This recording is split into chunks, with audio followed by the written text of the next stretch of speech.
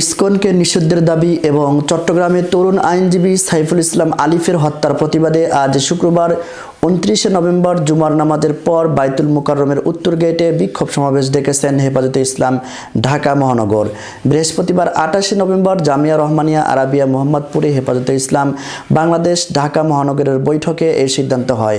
বৈঠকে সভাপতিত্ব করেন ঢাকা মহানগর সভাপতি মাওলানা জুনাইদ আল হাবিব। বৈঠকে তারা বলেন, দেশের পরাজিত শক্তি হিন্দুদের একটি অংশ ব্যবহার করে বিশৃঙ্খলা ও নৈরাজ্য সৃষ্টির পায়তারা চালাচ্ছে। এর অংশ হিসেবেই দেশকে অস্থিতিশীল করার অপতৎপরতা চালাচ্ছে ইসকন।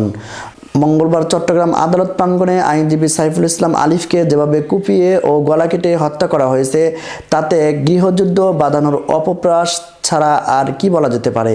বৈঠকে ইসকনকে নিষিদ্ধের দাবি এবং চট্টগ্রামের আইনজীবী সাইফুল ইসলাম আলিফের হত্যার প্রতিবাদে শুক্রবার জুমার নামাজের পর বাইতুল মোকাররমে উত্তর গেটে হেফাজতে ইসলাম ঢাকা মহানগরের উদ্যোগে বিক্ষোভ সমাবেশ করার ঘোষণা দেওয়া হয়।